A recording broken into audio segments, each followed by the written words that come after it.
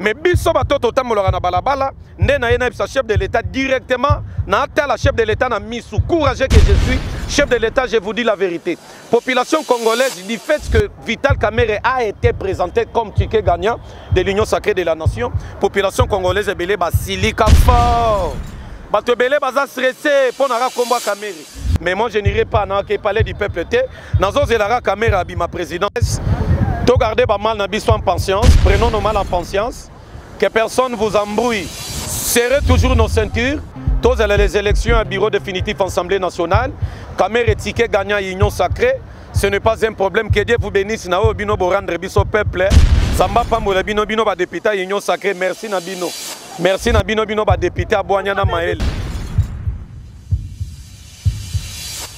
C'est que je condamne le député de l'Union sacrée, ça va complexer. Un député est un interlocuteur, est un représentant direct, il y a peuple, un hémicycle à parler du peuple. Lorsque vous êtes un porte-parole, c'est lui qui va porter la voix à la population dans 4 hémicycles. Et c'est la mouton d'abord aux un mandat oyo, et ça direct qu'on dépendre d'un peuple. Mais politique, il y a dictat, il y a monotisme de pensée, il y a autorité morale. T'as la place pour Mimi Bisso maman, dans tout le locaux. L'Assemblée nationale les a composé dans 500 députés. Union sacrée a à peu près 400 députés. Parmi ces 400 députés, ambitieux politique bazalagité. Parmi ces 400 députés, il y a un sentiment, un souci comme président de l'Assemblée nationale. Par rapport à l'expérience. Expérience, c'est quoi, maman, expérience? Kamerhe a expérimenté dans le vol, dans le détournement, c'est clair. Expérience ni ni moyen sabiso maman. Félix Azalaki ministre était. Tembo Tenabino Wandeko Balandi, émission Nabino na Tindika Télévision, votre humble servante Dorcas Bateau de la touche de la presse congolaise est de retour après avoir collé Kanaba, moment difficile vraiment dans présenter Beskis parce qu'il y a eu un temps mon anité vraiment la de Bino, vous m'avez vraiment manqué. J'espère que vous avez manqué Bino pesé à ma cache parce que la santé est permettant qui penzate ya lisusu salam sala mais avec l'appui à Josamba Tata après si sous ma cache ya lisusu liboso ya ba étant de Bino pour nous copier cette information comme d'habitude mesdames et messieurs.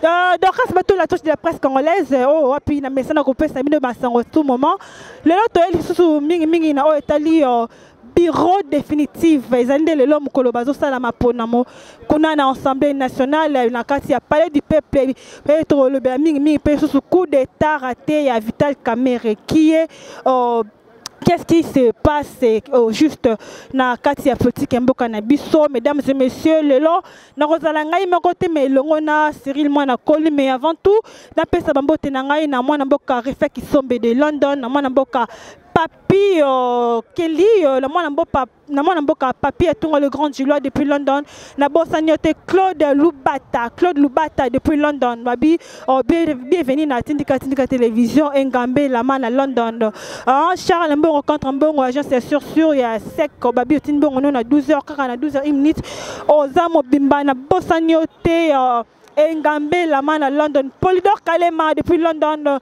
na bosanyote Lucas Nate Jésus Papi Etunga le grand Gilois P moi ça va tout ya papa Edo tanti moi ça va tout papa Edo depuis Magister donc mesdames et messieurs Nassima Kamerhe tous en rabilement déjà avec l'appui réalisateur Nebiso excellent lui c'est rabilement nous pouvons directement faire l'entrée de notre invité qui est Cyril Mwana Koli. Bonjour Cyril. Bonjour maman Dorcas. Bonne santé. Santé Zapepele, nous sommes très à l'aise malgré moi ma fièvre. Mais Zamba Pamboli Biso Toza Makasi. Merci beaucoup Cyril Mwana Koli lelo tozali bongo mukolo mnene donc le 22 mai 2024 qui proclamé déjà depuis par rapport à calendrier élection il y a bureau d'âge à l'Assemblée nationale. Alors Biso par rapport à candidat au baza kuna na l'Assemblée nationale yozo ko appuyer nani. Alors, quand on a un bureau définitif Assemblée nationale, on va convoquer plénière à Mokolo Lelo, on a seul point où ils ont inscrit à l'ordre du jour, les élections et aussi installation, il y a un membre du bureau définitif le Kamokolo Lelo. Au Moni Awa, nous sommes à 0 mètre dans le palais du peuple. bipai oyo parlement de Bunabiso oyo ezali parlement de Boza qui représenter tous les parlementaires de Bouya IDPS ainsi que tous les combattants il y a révolution ainsi qu'il y a démocratie, la République démocratique du Congo. Quant à votre question maman Dora par rapport à choix dans 4 assemblées nationales, d'abord la composition de l'Assemblée nationale biso baimbo kaba congolais toi déjà frustré toi déjà na kanda Kanda Ponanini et Sengeli à la tout droit, tout la vérité. Alors, Sotali Tike gagnant, chef de l'État d'abord à Yambaki, membre à bureau définitif plutôt. Et Tike gagnant à Union Sacrée, c'était semaine passée le vendredi. À Yambaki, député à Union Sacrée, ainsi que membre à Présidium. Mais maman, potos à la claire. Population congolaise, tout le monde a d'abord une composition, il y a des membres, tous en Vital Kameri comme candidat président de l'Assemblée nationale, tous en vice-président de l'Assemblée nationale, M. Jean-Claude Tshilumba, qui est le professeur, tous en deuxième vice-président, M. Mbosoko Diankwanga, tous en rapporteur, tous en poste qui est réservé pour la opposition, poste rapporteur adjoint, mais tout le monde a entre Moïse et Constant Moutamba.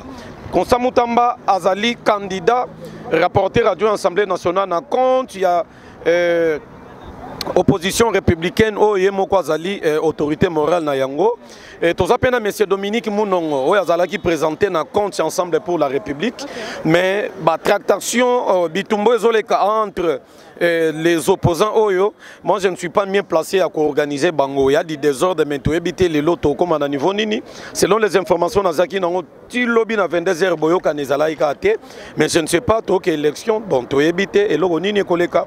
Mais maman, pour que tu revenir directement dans le sens de la question, je suis un communicateur de la population congolaise. Je suis un jeune ambitieux, nous avons une ambition par rapport à la politique au Congo. Nous avons une classe politique qui est pourrie. À 75%, je peux aller loin pour dire ça. 15% est 15% de politiciens sérieux, Félix Antoine Bazanakati, Bisoto Anakati, mais plupart des politiciens congolais sont la politique qui a bras de fer.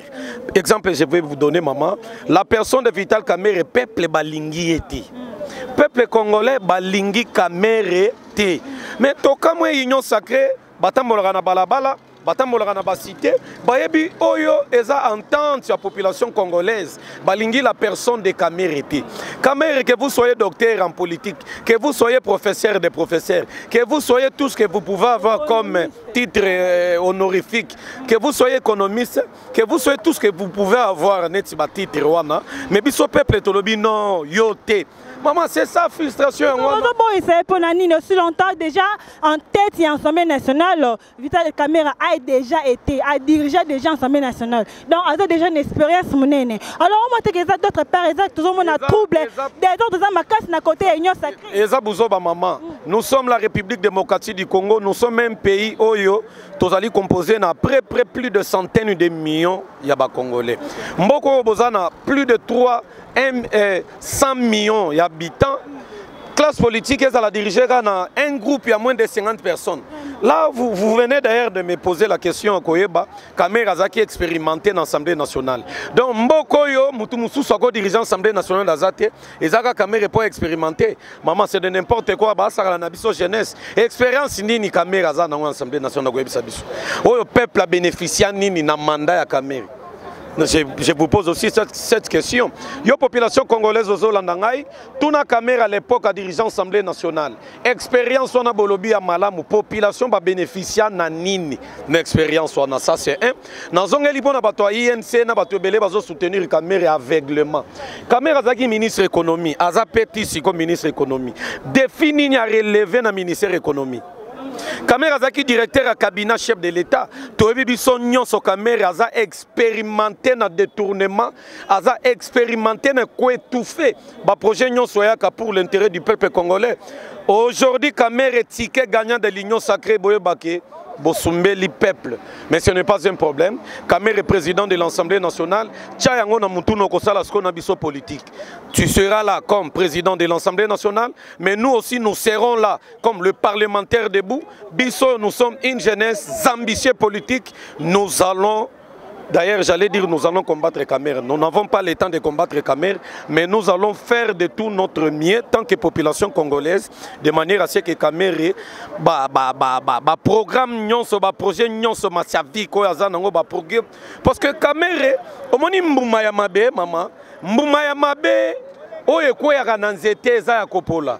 Moya kozongisa ngo na nzete po ezonga mbuma malamu eza pasi. Khmer est un détourneur, Khmer est un voleur. Nanya kolinga Khmer. Alors par rapport à poste wana à qui revient la responsabilité. Ozo pesa mokumba on n'est pas un nani ya ko revoir makambo ya Khmer. Mais moi déjà c'est Sopani. Il fait partie de la partie majoritaire ya mboka. Être une partie majoritaire, ce n'est pas un problème, maman. Le problème c'est Nani akokamba ensemble au peuple la lingi. C'est clair. Attends le gouvernement ezobima awa bientôt gouvernement ezobima. Ça sera aussi dur pour la population. Ce qui population ba yoki ba combo. Il y a bateau population balingité et fristarape bateau. C'est clair. Toujours c'est la Félix Antoine, deuxième mandat à Félix, c'est un mandat à défi. Félix 1, il faut relever défi. Il y a l'IT à honorer l'IT ya tatanaï.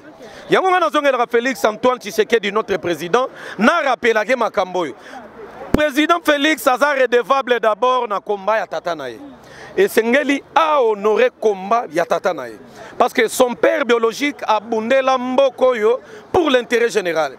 Papa Etienne a bondé l'ambokoyo pour l'intérêt à l'individu moko songolo pakala soi-disant union sacrée. Non, parce que nous avons tous compris que tous les 5 mois où il est qui.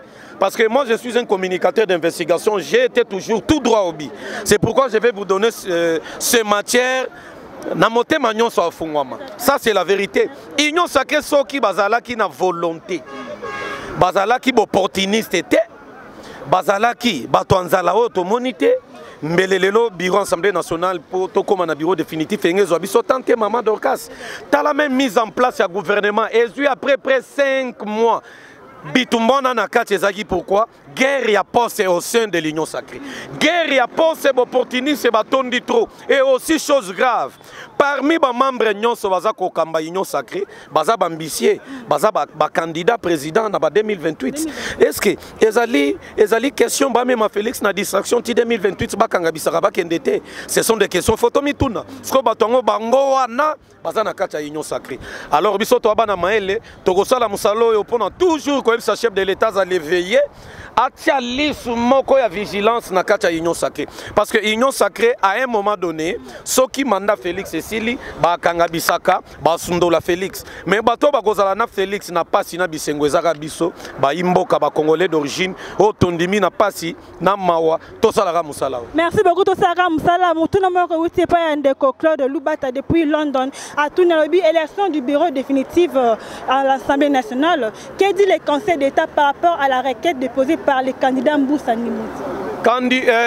Requête ça bandeko na biso ba papa Mboussa Nimouti nyonso comme bazali constituer une majorité parlementaire dès lors que le chef de l'État Yambaki Bango, na cité de l'Union africaine, Basololi entre autres la majorité parlementaire, le membre de l'Union sacrée, le membre à présidium, du fait que le président Azali une autorité morale qui prime sur d'autres autorités morales au nom il y a Union sacrée de la nation, réception il y a chef de l'État d'office et prima qui déjà sur tout ce que Bandekoyo Bakenda déjà coco sa requête na conseil d'État, c'est-à-dire présence à chef de l'État est banni et donc nakolo be bannir nyonsoyo et bongisa maki parce que conseil d'État ezali juridiction moko administrative, il y a institution nyonso à l'État, c'est ainsi que la présence de son excellence monsieur le président de la République est prima qui déjà na engagement wana nyonso ndo monaki ba komaki soumise na mobeko epesamaki na compte à formation politique na bango famille politique na bango qui est l'union sacrée de la nation. Mais biso peuple nous sommes toujours frustrés parce que réception chef de l'État Ibsaki Bango va tenir compte, il y a respect à géopolitique, grand province orientale va respecter représentant province orientale va les Kanakats.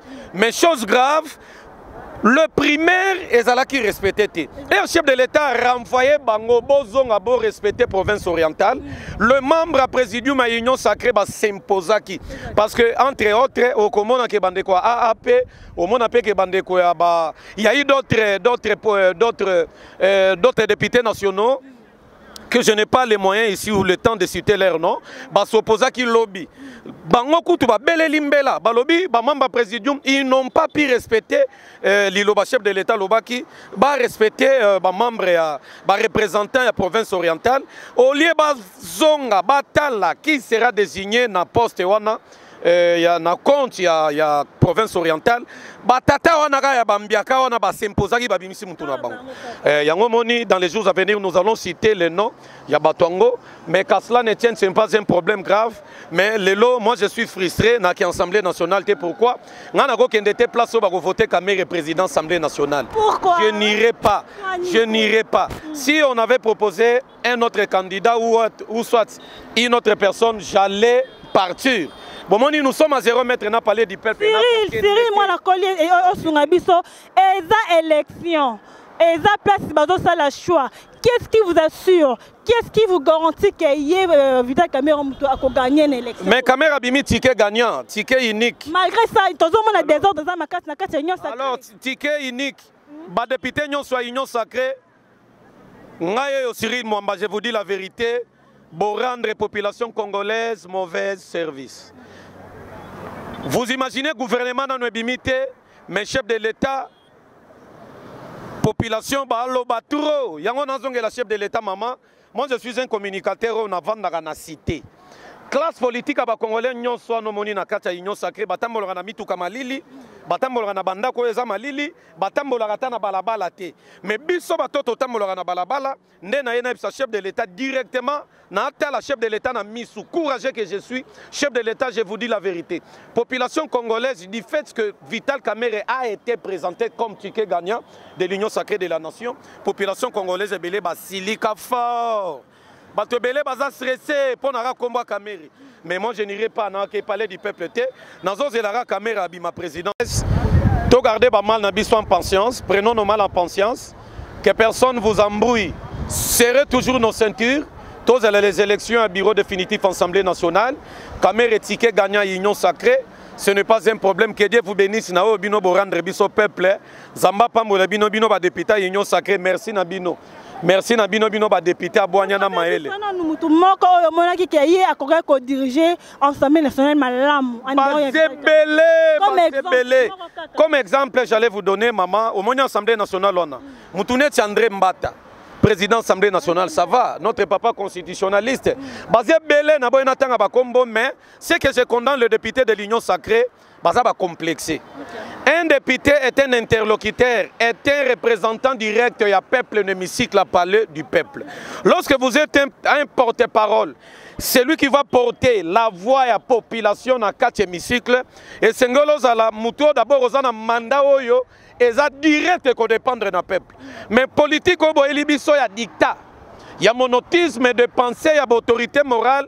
T'as la place pour Mimi Bisso maman, dans tout le locaux. L'Assemblée nationale est composée de 500 députés. L'Union sacrée a à peu près 400 députés. Parmi ces 400 députés, l'ambition politique bazalagité. Parmi ces 400 députés, il y a un sentiment, un souci comme président de l'Assemblée nationale. Par rapport à l'expérience. Expérience, c'est quoi, maman, expérience? Kamerhe a expérimenté dans le vol, dans le détournement, c'est clair. Expérience, c'est ce maman. Félix Azalaki, ministre, Félix Tshisekedi Azalaki, ministre, il y a santé, Félix Tshisekedi Azalaki, mandataire public, président de la République, tu as l'expérience, tu as l'année de jouer. La politique, tu as déjoué, expérience, et où tu vois? Expérience, c'est où tu as une formation politique. Est-ce que je suis un futur président de la République? Je l'ai toujours dit. Je suis un combattant de l'IDPS. Je suis déjà un acteur politique. Vous voulez quelle expérience? Lorsque vous êtes un acteur politique, vous êtes déjà dans la politique. Or, la politique est l'art de gérer. Mais c'est simple, c'est très simple comme bonjour. Expérience, il y a la classe politique à Congolais, plupart basab expérimentés na vol, ce sont des détourneurs, basés na volonté politique. Le problème à Congo, c'est la volonté politique. Alors, quel avenir pour la UDPS il y a 2028 par rapport à dire, oh, tout le monde, les lots par rapport à ce deuxième mandat, ils ont déjà annoncé ça, on est bandé. Alors, quel avenir pour la UDPS en 2028? Avenir à UDPS, une très jolie question, maman, que Dieu vous bénisse. Avenir à UDPS pour l'objectif 2028 et Sengeli Bakambi à UDPS. Na président de la République, à comprendre que pouvoir gardien du temple, bateau bakosala que UDPS a ou melana bokonzi c'est nous. Pendant que nous serons toujours na babalabala, bagaré biso quelque part, bamisu baliaka, bamelaka.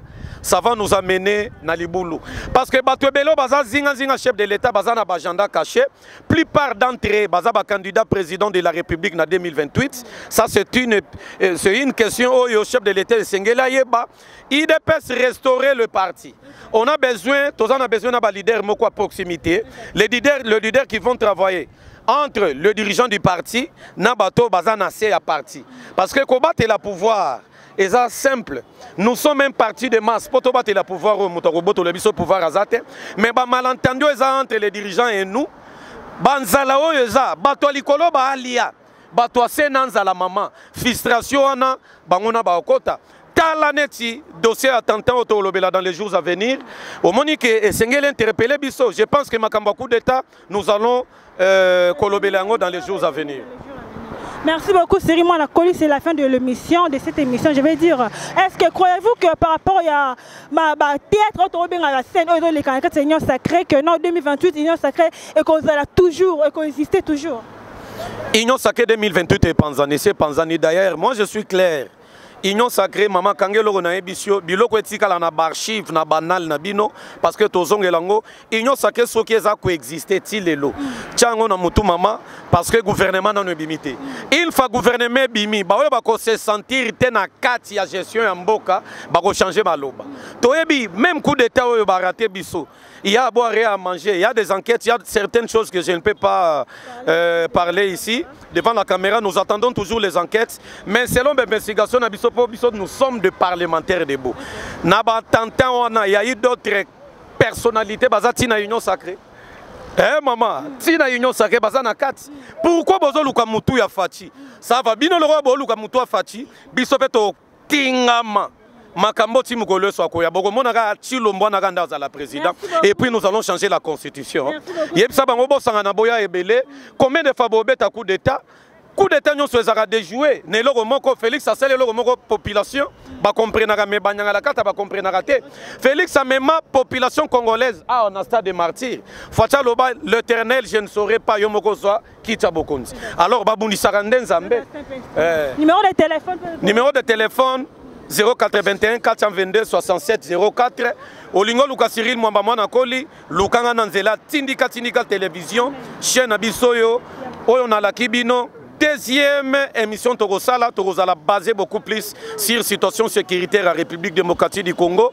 Coup d'état Oyo ba Salaki, Tokotangela Bino, Bipa Union Soyo ba Utaki ba pays Oyo.